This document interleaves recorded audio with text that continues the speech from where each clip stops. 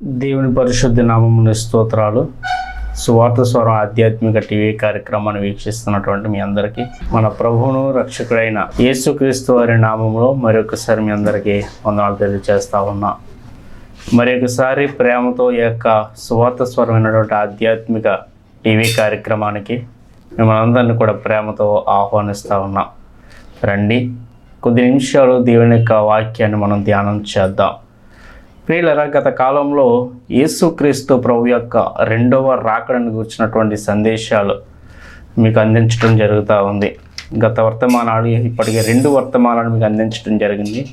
యేసుక్రీస్తు ప్రభు యొక్క రెండవ రాకడకు సంబంధించినటువంటి వర్తమానం, అలాగే రెండవ వర్తమానంలో ఆయన ఎలా ఈ భూమి మీదకి రాబోతున్నారు అనేటువంటి వర్తమానాన్ని నేను మీతో పంచుకోవడం జరిగింది.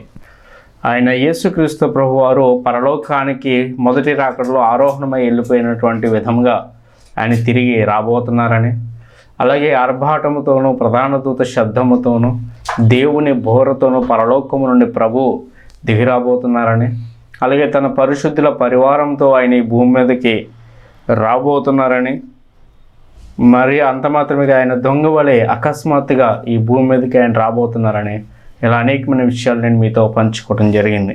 ప్రియులారా, ఈరోజు మరికొన్ని విషయాలు ఈరోజు నేను మీతో పంచుకోవాలని ఆశపడతా ఉన్నా. జాగ్రత్తగా దేవుని యొక్క మాటలు మీరు వినాలి.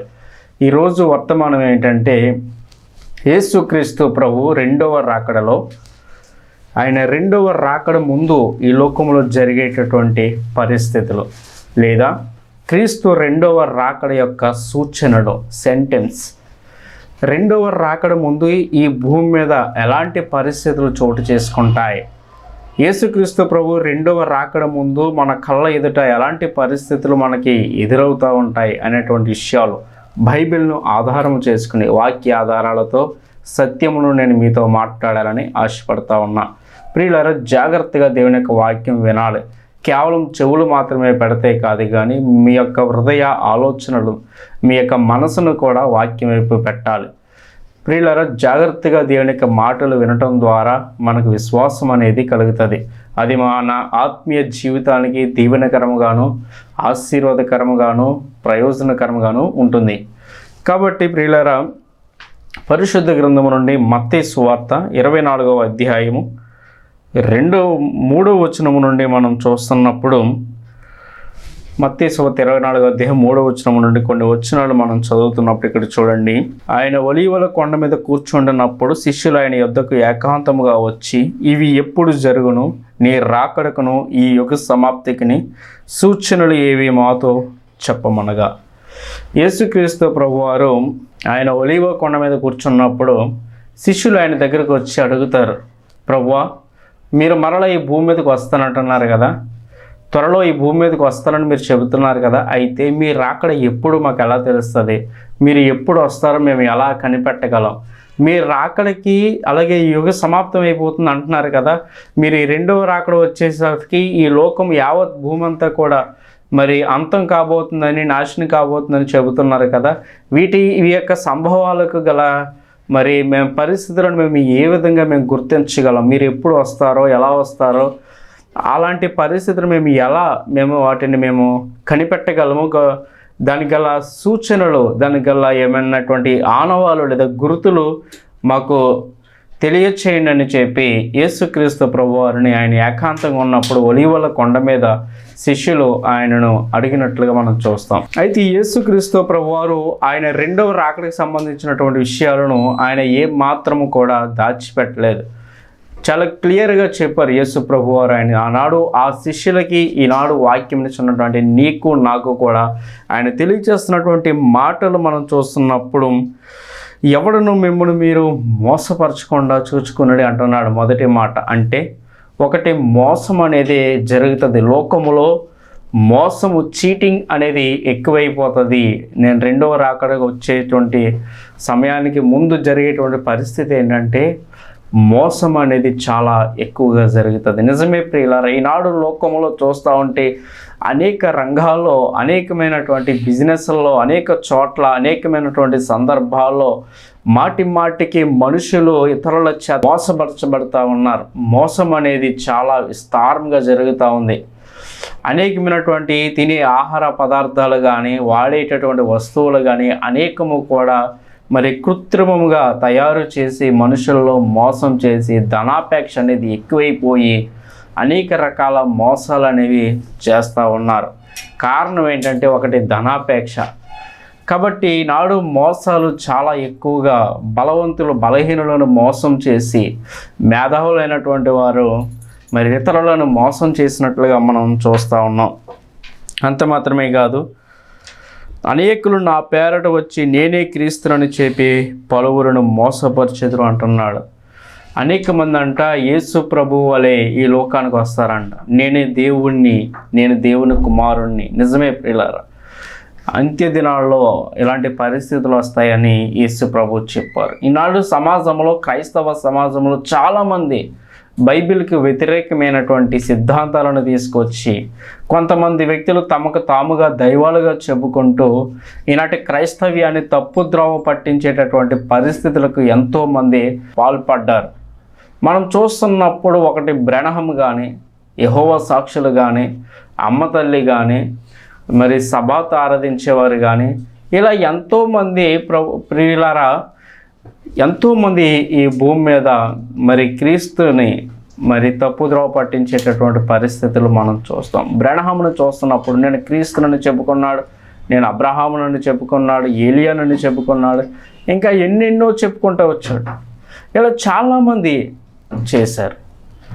అంత్య దినాలలో మరి రాకడ ముందు ఇలాంటి పరిస్థితులు ఈ లోకంలో సూచనలుగా ఆయన తెలియజేశారు. అంత మాత్రమే కాదు, మీరు యుద్ధములను గురించి, యుద్ధ సమాచారములను గురించి వినబోదురు. యుద్ధాలు, ఫైటింగ్స్, లోకంలో యుద్ధాలు అనేవి భయంకరమైనటువంటి యుద్ధాలు జరుగుతాయంట. దేశాల మధ్య యుద్ధాలు జరుగుతాయి రాకడ ముందు. ఇప్పటికే ప్రపంచంలో 2 ప్రపంచ యుద్ధాలు జరిగాయి. త్వరలో 3వ ప్రపంచ యుద్ధం కూడా జరగబోతా ఉంది. ఈ 3వ ప్రపంచ యుద్ధం ఎప్పుడైతే జరుగుద్దో వెనువెంటనే యేసుక్రీస్తు ప్రభు యొక్క 2వ రాకడ అనేది వస్తుంది.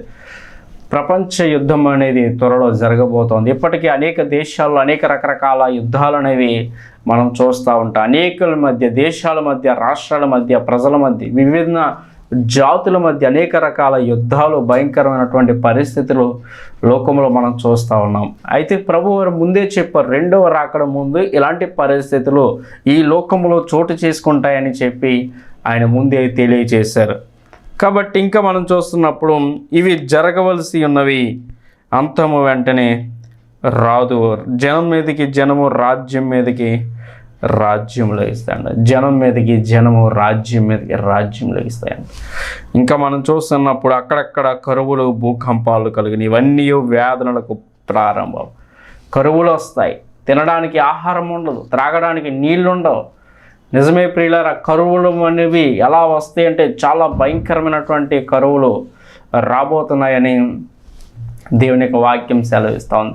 ఒక చోట ఏముంటుందంటే కరువుకి అలమటించిపోయి మరి బిడల యొక్క మాంసాన్ని, బిడలను కోసుకు తినేటటువంటి భయంకరమైనటువంటి పరిస్థితులు రాబోతున్నాయని దేవుని యొక్క వాక్యం సెలవిస్తూ ఉంది. కరువులు అనేవి రాబోతూ ఉన్నాయి.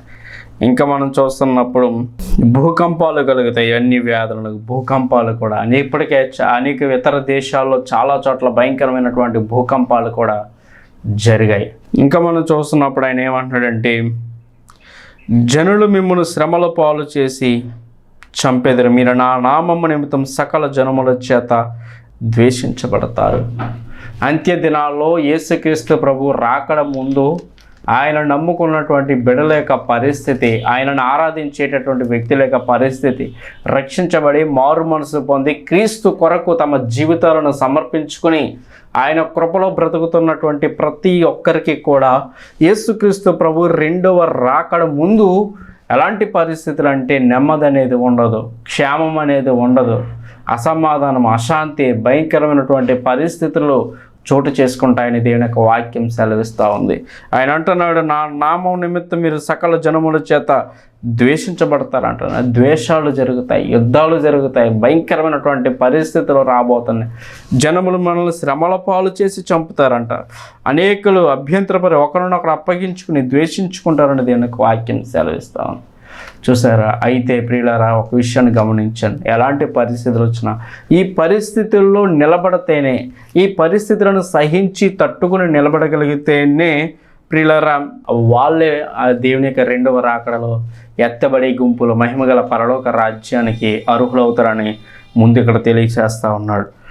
అనేకుల అబద్ధ ప్రవర్తనలు వచ్చి పలువురిని మోసపరుస్తారు. అక్రమం విస్తరించడం చేత అనేకుల ప్రేమ చల్లారిపోవును. అంత్య దినాల్లో రాకడ ముందు అక్రమం అనేది విస్తరిస్తుంది. అన్యాయంగా, అక్రమంగా, మరి మనుషుల్లో స్వార్థం పెరిగిపోయి, మనుషులో ధనాపేక్ష అనేది పెరిగిపోయి అక్రమానికి పాల్పడతారంట అంత్య దినాల్లో. అందువల్ల అనేకుల ప్రేమ అనేది చల్లారిపోదు. నిజమే ప్రియులారా, ఈనాడు మనుషుల్లో ప్రేమ అనేది లేదు, సహోదర ప్రేమ అనేది లేదు. దేవుని యొక్క వాక్యం సెలవిస్తూ ఉంది, నిన్ను వలని పొరుగు వారిని ప్రేమించమని దేవుని యొక్క వాక్యం సెలవుస్తుంది. కంటికి కనిపించని సహోదరుని ప్రేమించిన వాడు కంటికి కనబడని నన్ను ఎలాగో ప్రేమించగలడని దేవుని యొక్క వాక్యం సెలవిస్తాను. సహోదరుని ప్రేమించమని చెబుతుంది దేవుని యొక్క వాక్యము, పొరుగువాణిని ప్రేమించమని దేవుని వాక్యం చెబుతుంది. అంత మాత్రమే కాదు కానీ శత్రువును కూడా ప్రేమించమని దేవుని యొక్క వాక్యం సెలవిస్తూ ఉంది. ఈనాడు ప్రేమ అనేది లేదు, కుటుంబాల్లో ప్రేమ అనేది లేదు. ఒకప్పుడు కొన్ని సంవత్సరాల క్రిందట చూస్తూ ఉంటే ఉమ్మడి కుటుంబాలు అనేవి ఉండేవి. ఐక్యత కలిగి కుటుంబ సభ్యులంతా కూడా ఒక కుటుంబంగా, ఒక పెద్ద ఇల్లుగా ఉండి చక్కగా ఐక్యతతో ప్రేమతో ఉండేవారు. కానీ ఈనాడు పెళ్ళైన కొన్ని రోజులకే, కొద్ది నెలలకే విడిపోయి ప్రేమ అనేది లేక, స్వార్థం అనేది పెరిగిపోయి అసూయతో అంత్య దినాల్లో మనుషులు ఎలా ఉంటారని దీనికి వాక్యం చేస్తుంది. అనేకుల ప్రేమ చల్లారిపోతుందంట, అక్రమం విస్తరిస్తుందని చెప్పి మరి ఇక్కడ తెలియచేస్తూ ఉన్నాడు. అయితే ఇంకా అనేకమైన ఇలాంటి పరిస్థితుల్లో ఎవరైతే సహించుకుంటారో, ఇలాంటి పరిస్థితులను ఎవరైతే భరించి, సహించి, వహించి ఆయన కొరకు నమ్మకంగా ఎలాంటి ఉపద్రవాలు వచ్చినా నిలబడగలుగుతారో, ఎవరైతే మరి తట్టుకుని సహించి నిలబడతారో వారు మాత్రమే ఆయనతో పాటు ఆయన రాజ్యానికి వెళ్ళడానికి అర్హులని దేనికి వాక్యం సెలవిస్తోంది. ఇక్కడ చెబుతున్నాడు, అంతము వరకు సహించిన వాడెవడో వాడే రక్షించబడతాడు. అంతము వరకు, నీ మరణం వరకు లేదా ఆయన రెండవ రాకడ వరకు సహించగలిగేటువంటి ధైర్యం, సహించగలిగేటటువంటి బలము, సామర్థ్యం అనేది ప్రతి ఒక్కరం కూడా కలిగి ఉండాలి. విశ్వాస జీవితంలో నిలకడ అనేది ఉండాలి. ఆత్మీయ జీవితంలో ఎదుగుదల, గ్రోత్ అనేది చాలా ప్రాముఖ్యం. కాబట్టి ఈ యొక్క అంత్య దినాల్లో ప్రియులారా గమనించండి, అంతవరకు సహించిన వాడే రక్షించబడతారని దేవుని యొక్క వాక్యము సెలవిస్తూ ఉంది. అయితే ప్రియులారా ఇంకా ఇక్కడ 14వ వచనంలో చెబుతున్నాడు, మరియు రాజ్య సువార్త సకల జనములకు సాక్ష్యార్థమై లోకమంతట సువార్త ప్రకటించబడను, అట్టు తర్వాత అంతము వచ్చును. ఈ రాజ్య సువార్త సకల జనములకు ప్రకటించబడదంట. ఏంటంటే ప్రపంచంలో ఉన్నటువంటి సమస్త మానవ జాతికి, నిండు వృద్ధాప్యం మొదలుకొని నిన్న నేడు పుట్టినటువంటి చంటి బిడ్డ వరకు ప్రియులారా ప్రతి ఒక్కరికి కూడా కుల, మత, జాతి, వర్ణ భేదం లేకుండా, దేశం, రాష్ట్రం, ప్రాంతం భేదం లేకుండా, ఆ మతం ఈ మతం అనే భేదం లేకుండా సమస్త మానవ జాతికి సువార్త అనేది ప్రకటించబడుద్ది. ఇప్పుడు అంటే క్రీస్తు రెండవ రాకడ ముందు. ప్రియులారా గమనించండి, రెండవ రాకడ ముందు ఎందుకు సువార్త ప్రకటించబడుద్ది అంటే, నమ్మి బాప్తిసం పొందినవాడు రక్షించబడతాడని దేనికి వాక్యం సెలవిస్తూ ఉంది. అది ఒకటి. ఇక రెండవది మనం చూస్తున్నప్పుడు ఆయన చెబుతాడు, ఎవడును నశింపవలనని హెచ్చయింపక అంతటా అందరూ మారు మనసు పొందవలనని కోరుచు మీ ఎడల దీర్ఘశాంతం గలవాడనై ఉన్నాడని దేవునికి వాక్యం సెలవుస్తుంది. అంటే ఆయన ఉద్దేశం ఏంటంటే, అందరికీ సువార్త ప్రకటిస్తే అందరూ కూడా సత్యాన్ని గ్రహించాలి, అందరూ రక్షించబడాలి, అందరూ మారు మనసు పొందాలి, అందరూ కూడా పరలోక రాజ్యానికి అర్హులు కావాలి, ఏ ఒక్కరు కూడా నశించిపోకూడదు, ఏ ఒక్కరు కూడా నిత్య నరకాగ్ని పాలు కాకూడదు అనేటువంటి ఒక ఉద్దేశం. ఇక ఇంకొక విషయాన్ని మనం గమనిస్తున్నప్పుడు, ఇక ఆయన మీద ఎలాంటి నేరస్థాపన అనేది ఉండకూడదు. ఆయన బాధ్యతగా ఆయన ప్రతి ఒక్కరికి సత్య సువార్తను అందిస్తారు. విన్నా వినకపోయినా, విశ్వసించినా విశ్వసించకపోయినా, సత్యమును గ్రహించినా గ్రహించకపోయినా, వాక్యాన్ని అంగీకరించినా అంగీకరించకపోయినా, లోబడినా లోబడకపోయినా సరే, ఏమైనప్పటికీ ఆయన బాధ్యతగా ఆయన సువార్త అనేది సమస్త మానవ జాతికి చేరవేసిన తర్వాతనే అంతం అనేది వస్తుంది. అంటే రెండవ రాకడ ముందు అందరికీ సువార్త అనేది వెళ్తుంది.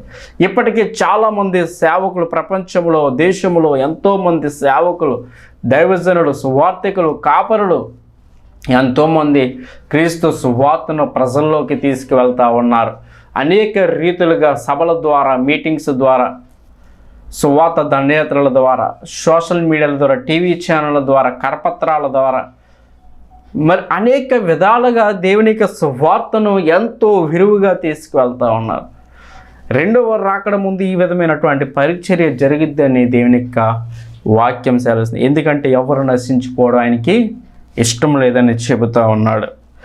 ఆ తర్వాతే సువార్త ప్రకటించబడిన తర్వాతనే అంతం వస్తుందని దేవుని యొక్క వాక్యము సెలవిస్తూ ఉంది. ఇంకా మనం చూస్తున్నప్పుడు ఇదే విషయాల్ని మరి లూకా సువార్తలో మనం చూస్తున్నప్పుడు 18వ అధ్యాయంలో 8వ వచనాన్ని మనం చూస్తున్నప్పుడు ఆయన చెబుతున్నాడు, ఆయన వారికి త్వరగా న్యాయం తీర్చిన కదా వారి విషయమై దీర్ఘశాంతం చూపుచున్నాడని మీతో చెబుతున్నాను. ఆయనను మనుష్య కుమారుడు వచ్చినప్పుడు ఆయన భూమి మీద విశ్వాసం ఉండుట కనుగొందిన. ఇక్కడ ఒక ఉపమానాన్ని చెబుతూ ఆయన చెబుతున్నాడు, ఆయన రెండవ రాకడ వచ్చేసరికి ఈ భూమి మీద విశ్వాసం అనేది ఉన్నదని చెబుతున్నాడు. విశ్వాసం అనేది భూమి మీద కనబడకుండా పోతుందని, మనుషుల్లో దేవుని ఎడల విశ్వాసం అనేది అంత్య దినాల్లో కనుమరుగైపోద్దని దీనికి వాక్యం సెలవుస్తుంది. ఎవరికి వారు తమలో ఉన్నటువంటి విశ్వాసాన్ని కాపాడుకోలేనటువంటి పరిస్థితులు వస్తాయని దీనికి వాక్యం చెబుతుంది.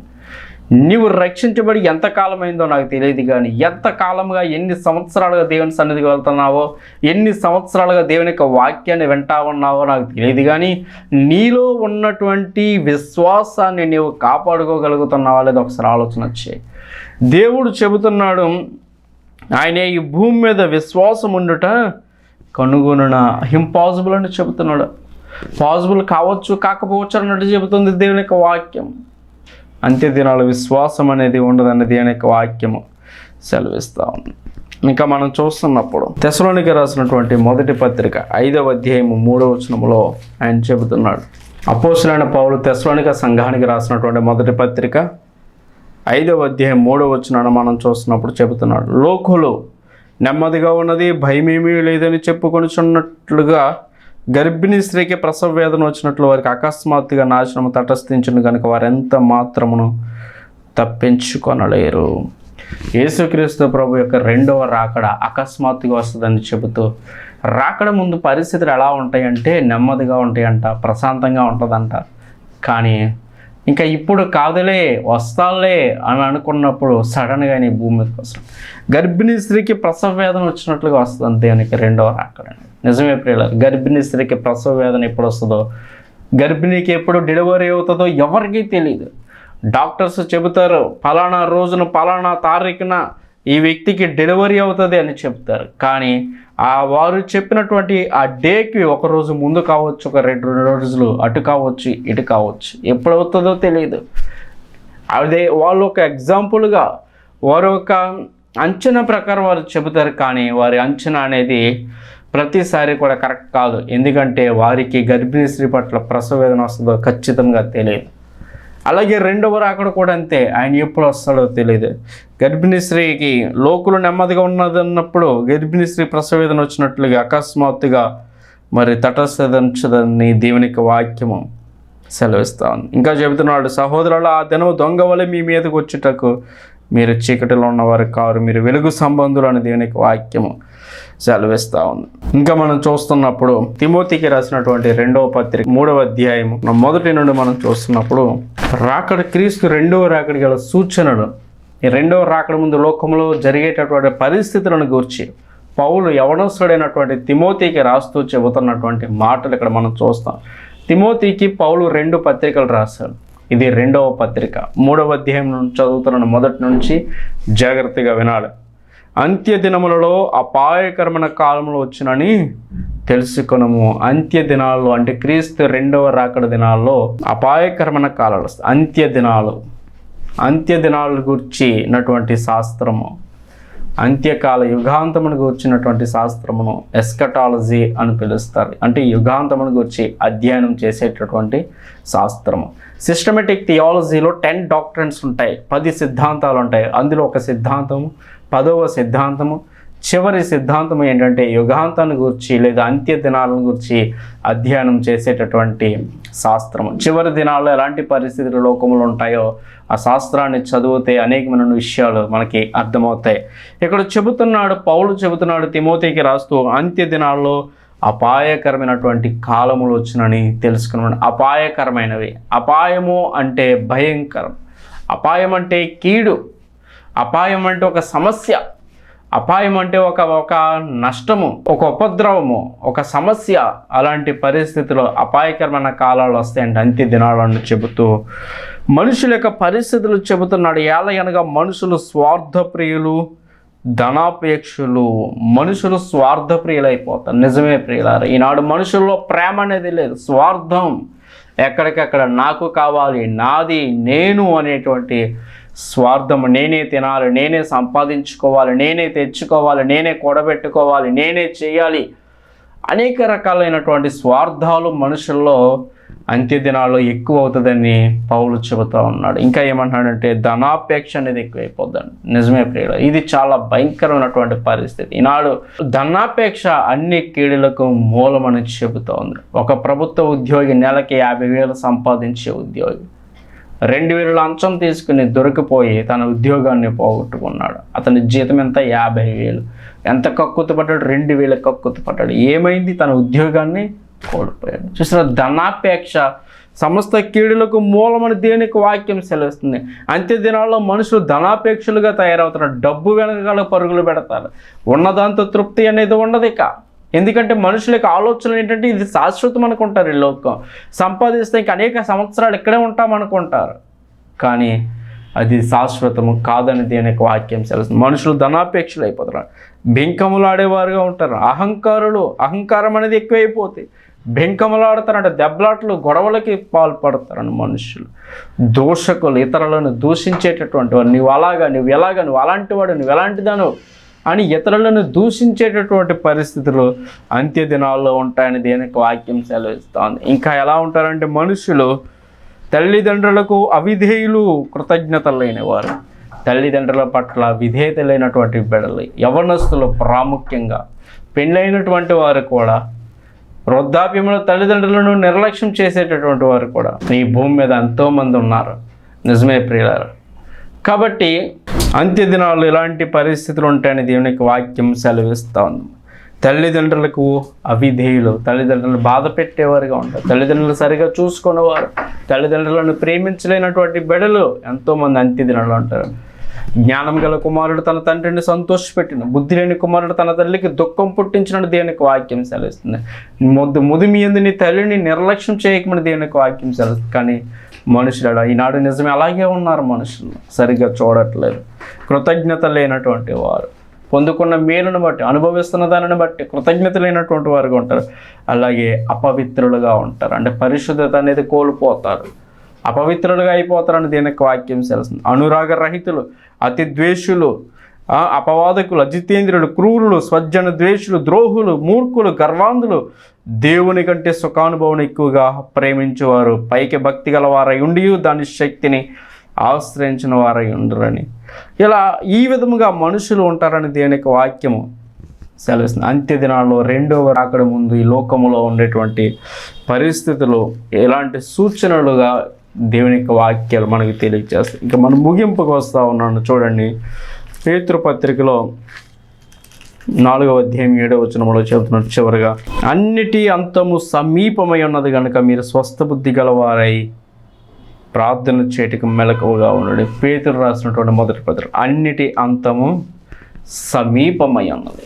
ఈ లోకం త్వరగా అంతం కాబోతా ఉంది. రెండవ రాకడ బహు సమీపంగా ఉంది. ఆయన త్వరగా ఈ భూమి మీదకి ఆయన రాబోతున్నాడు కనుక అన్నిటి అంతం సమీపమైంది. మనం ఏం చేయాలంటే, ఒకటి స్వస్థ బుద్ధి గలవారు ఉండాలి. స్వస్థత బుద్ధి అంటే మంచి బుద్ధి, సుబుద్ధి కలిగినటువంటి వారముగా ఉండాలి. అంత మాత్రమే కాదు, ప్రార్థనలు చేయటకు మెలకువగా ఉండాలని దేనికి వాక్యము సెలవిస్తూ ఉంది. కాబట్టి ఆయన భూమి మీద త్వరగా రాబోతున్నాడు. ఆయన ఈ భూమి మీదకి వచ్చినప్పుడు, రాకడ జరిగినప్పుడు మన పరిస్థితులు ఎలా ఉంటే ఒకసారి ఆలోచన చేయి. విన్న వాక్యాన్ని ఒకసారి నెమరు వేసుకొని ఆయన కొరకు నమ్మకంగా జీవించు. ఒకవేళ రక్షణ లేదా, ఇదిగో ఇప్పుడే ఇదే దిస్ ఈజ్ రైట్ టైం, ఇదే మిక్కిలి అనుకూలమైనటువంటి సమయం. నీ జీవితాన్ని ఆయన చేతిలో పెట్టు, ఆయన కొరకు నమ్మకంగా జీవించడానికి ప్రయత్నం చేయి. రెండో రాకడలో ఎత్తబడే గుంపులు ఉండటానికి పాత్రలు కావాలని ప్రేమతో మీకు కోరుకుంటూ ఈ నా మాటలు నేను ముగిస్తా ఉన్నాను.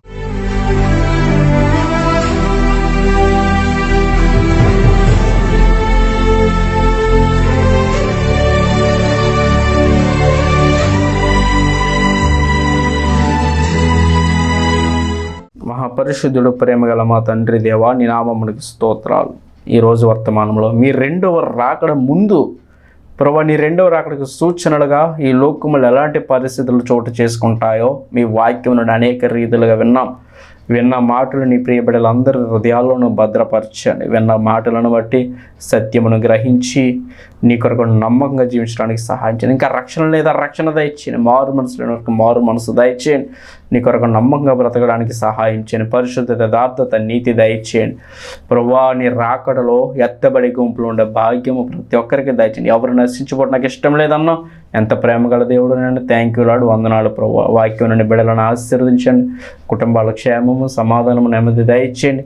నీ కృపలో ప్రతి ఒక్కరిని బలపరచమని సహాయం చేయమని యేసు నామమున ప్రార్థిస్తున్నాను మా పరమ తండ్రి. ఆమేన్, ఆమేన్. అందరికీ వందనాలు. Praise the lord. Thank you all. God bless you all.